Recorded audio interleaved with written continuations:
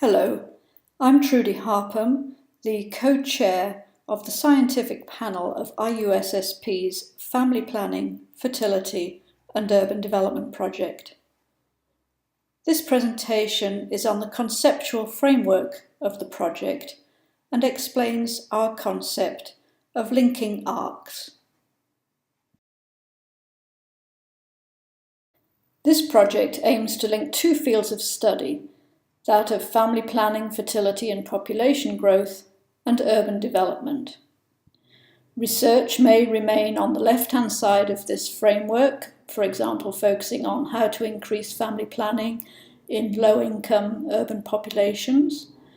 It may start on the right-hand side of the framework, for example, looking at how urban policy has an influence on family planning access. Much of the research, however, will look at the links between these two subfields. We represent these with a series of arcs. The relationships are quite complicated, so we don't use simple lines. The arcs that we're going to introduce focus on individual household welfare effects and do not consider the aggregate effects of population growth on, say, infrastructure or housing, etc. So let's take a look at the arcs. The first arc is income.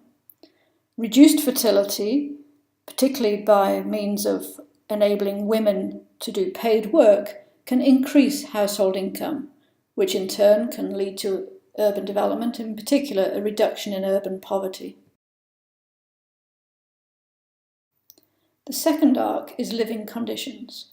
Reduced fertility may be associated with smaller households and thus less crowding and better living conditions, perhaps, for example, improved sanitation. The third arc that we consider is food security. We know that reduced family size can increase food security through a variety of mechanisms, which again can be linked to urban development. The fourth arc is that of education.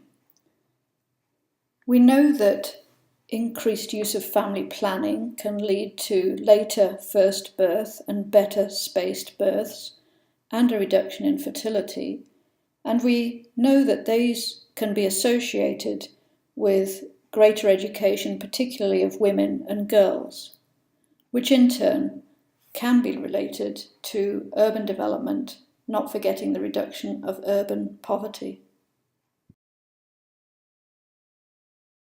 Our fifth and final arc is health.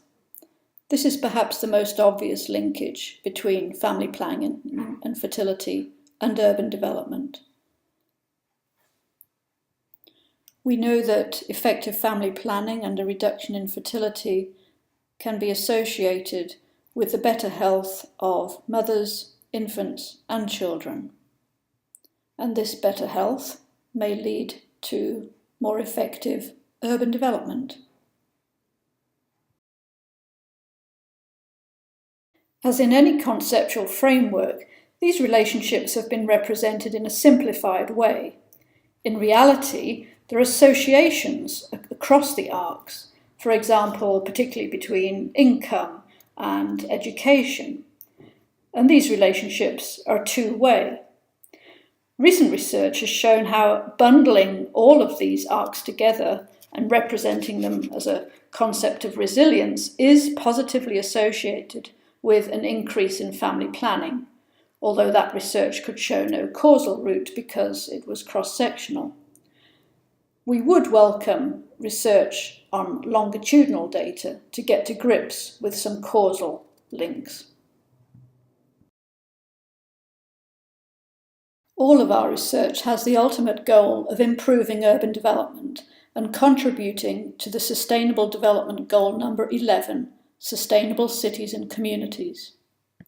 Research which illustrates the heterogeneity of urban settings is particularly welcome.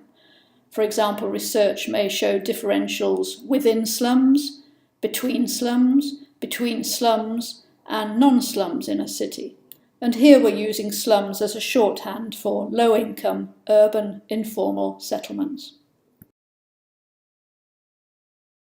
By joining these two fields together, we hope to be not merely multidisciplinary, but to produce a cadre of fellows who are truly interdisciplinary, who can negotiate their way between, say, demography and urban studies, and remove that barbed wire fence between the two buildings.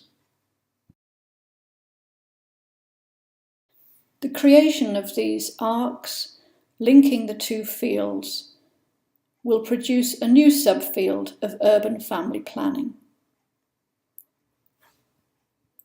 Fellows on the project may undertake research lying upon any one of these arcs, and indeed come from a range of different disciplines. All of our fellows will create research, dissemination, communications, and policy influence within this new subfield of urban family planning.